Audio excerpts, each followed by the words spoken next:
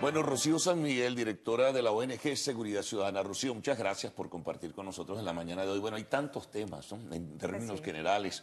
Está el tema de los civiles a tribunales militares, a enjuiciarles por las protestas. De lo dicho recién por el ministro de la Defensa, que el problema aquí es de los políticos, que no es de los militares. O sea, como que las Fuerzas Armadas son ajenas a lo que está pasando.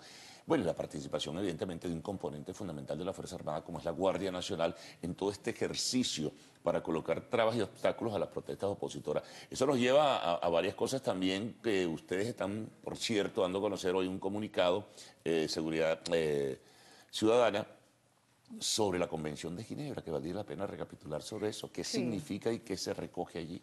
Efectivamente, Carlos, gracias por invitarme. Hoy estamos dando a conocer un comunicado en el que hacemos un exhorto al Consejo Nacional de Derecho Humanitario. Muy pocas personas saben que existe ese Consejo Nacional de Derecho Internacional Humanitario, en el que, por cierto, participan el presidente de la Asamblea Nacional, la fiscal general de la República, entre otras altas autoridades del país. Y estamos exigiendo el cumplimiento del artículo 3 común a los convenios de Ginebra. ¿De qué se trata de esto? No estamos en un conflicto armado, eso es importante señalarlo, afortunadamente, pero los convenios de Ginebra, de los cuales es parte Venezuela, obligan en toda circunstancia y en todo tiempo a un conjunto mínimo de obligaciones en materia de derechos humanos que son, digamos, vinculantes para todos los efectivos de la Fuerza Armada Nacional. Y cuando leemos ese artículo 3 común a los 4 convenios de Ginebra, creo que produce además una confrontación muy grande con la realidad, porque estamos encontrando que se están cometiendo homicidios por parte de efectivos militares, se están cometiendo torturas, se están cometiendo violaciones al debido proceso y la aplicación de tribunales militares sin las debidas garantías de un juicio justo, se están produciendo tratos inhumanos, degradantes. Es decir, es el recordatorio, señores, aquí estamos ya pasando una línea amarilla y es hora ya de sacudir un poco los cimientos y decirles, hay leyes internacionales que ustedes están en la obligación de cumplir. Ahora, internamente, ¿no? La estructura del poder está consciente de ello. El sector militar que participa a través de uno de sus componentes en el ejercicio represivo está consciente de esa situación. Los altos mandos militares están conscientes. Es decir, aquí hemos tenido mandos militares que han sido formados en democracia, a pesar del proceso de partidización de la Fuerza Armada Nacional en el que hemos avanzado y a pesar incluso, yo diría, de la desprofesionalización de la Fuerza Armada Nacional. Los militares venezolanos saben que hay reglas de derecho interno que son de obligatorio cumplimiento y hay reglas de derecho internacional, de los derechos humanos y del derecho internacional humanitario que crean responsabilidad internacional, pero también esa responsabilidad internacional que es obligatoria para el Estado genera en ellos individualmente responsabilidad penal individual. Yo creo que hay una plena conciencia en esos mandos militares. No estoy tan segura que esta información permee a los mandos subalternos que están al frente de la represión ciudadana. Es decir, ha ocurrido, Carlos, lamentablemente en los 2 últimos años, una muy acelerada formación, muy rápida, sin ningún tipo de control democrático, de tropa profesional, que es la que está en este momento colocando su pie sobre el asfalto venezolano sin respetar reglas básicas, reglas de enfrentamiento básicas, con las consecuencias que ya sabemos. Una de las cosas que me llama la atención es que es la participación en el componente Guardia Nacional de tanto muchacho, de tanto chamo, como suele decirse. Eso no ocurría antes. Recuerdas que históricamente el perfil del Guardia Nacional era otro.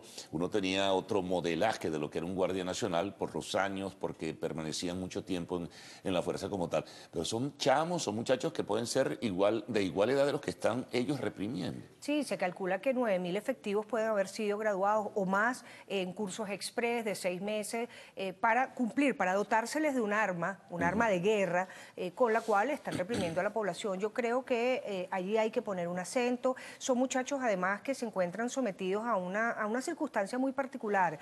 Ya vamos casi a 60 días de protesta. Estos muchachos apenas van a empezar a tener relevo en el tiempo de servicio que han venido cumpliendo. Están sometidos a el corte de la información que ocurre en el exterior. Es decir, no pensemos que esos muchachos tienen teléfonos inteligentes y que se enteran de lo que está ocurriendo en las redes sociales, que informan en definitiva lo que ocurre en el país, sino que están sometidos sin lugar a dudas a una suerte de adoctrinamiento. Además, hay algo importante que poco se ha dicho. Hay un comisario político dentro de cada unidad militar que da un informe. ¿Pero es militar o es civil? Es militar. Eso vino con la reforma al reglamento de la Dirección de Contrainteligencia Militar hace aproximadamente 3 años, que estableció la obligatoriedad para que en cada unidad militar existiera esta suerte de comando de funcionario de comisario político, que es un militar y que hace el informe. Es decir, ¿Y lo presenta a la Dirección de Contrainteligencia Militar? Lo presenta. Además, tiene vínculo directo sin el patrón. Es como los comunistas, pues, como los comunistas cubanos, como fue la Unión Soviética y los países de la élite, las fuerzas armadas de la élite en esa época. Exactamente. Entonces, aquel muchacho que se exprese en los términos de no estar de acuerdo con el modo en el que se están violando los derechos humanos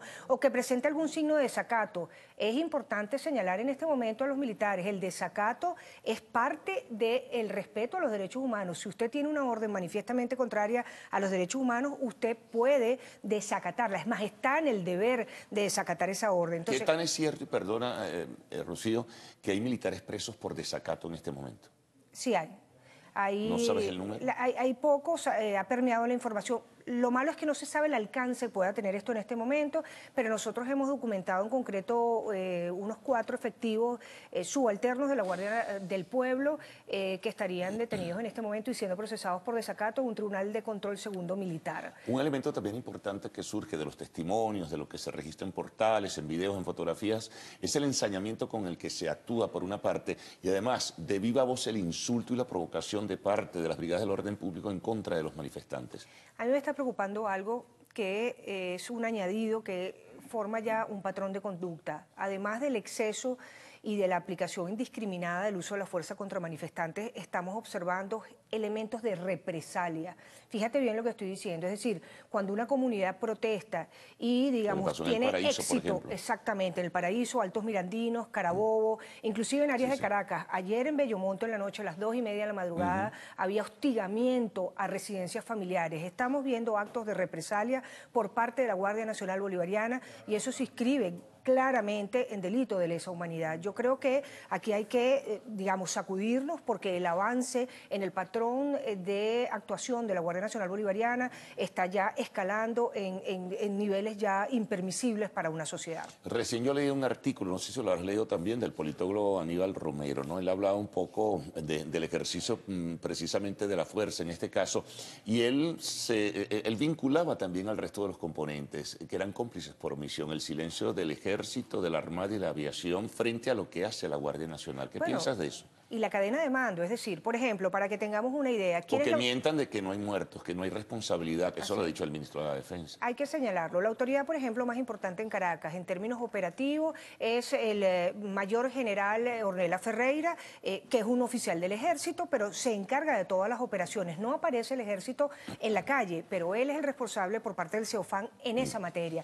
¿Quién sigue la cadena de mando? El general Estapoli, pero por la Guardia Nacional, el comando de zona es el general Sabarce. Es decir, todos estos mandos militares, aun cuando el Ejército no participe, solamente la Guardia, tienen responsabilidad tanto por acción como por omisión. Y por supuesto que la principalísima responsabilidad la tiene el presidente de la República, comandante en jefe de la Fuerza Armada Nacional, de las reglas de empeñamiento que esté ejecutando la Guardia Nacional Bolivariana y, por supuesto, el ministro de la Defensa, comandante estratégico operacional. Es decir, aquí hay digamos, una cadena de mando que es perfectamente responsable tanto de lo que ocurre como lo que deja de ocurrir. Esto que decía en un reciente programa el ministro de la Defensa, que el problema lo tienen que resolver los políticos con el diálogo, no la conferencia episcopal, no los empresarios, sino los políticos, que los militares no tengan que ver con eso. ¿Qué significa? ¿Qué interpretación le das a esa...? Bueno, me parece muy bien que ya es hora que despartidice la Fuerza Armada Nacional. Lo que pasa es que el discurso que expresa hace pocos días el general Padrino no es consono con el grado de partidización política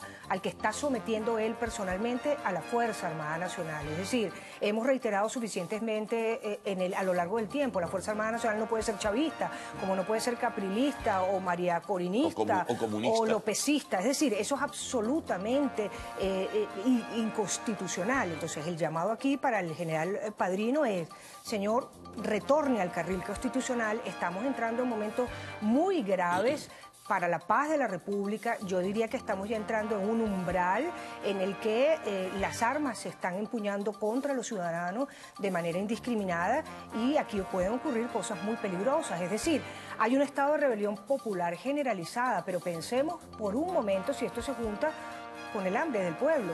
Es decir, con fenómenos que algunos hemos llamado 31 de febrero, esa mezcla tan peligrosa que puede significar un 27 de febrero con un 4 de febrero. Hay malestar en la Fuerza Armada Nacional por dos razones, por la violación de derechos humanos y por el modo complaciente con el que se está actuando con los colectivos armados. Yo creo que eso debe ser un llamado a la atención de Vladimir Padrino López, porque esto puede desencadenarse en una violencia mucho más profunda. Bueno, muchas gracias, Rocío. Gracias por esa reflexión que has planteado al final, que me parece bien interesante en ese sentido. Bueno, hacemos una pausa y al retorno el segmento de arte y espectáculos en lo actual.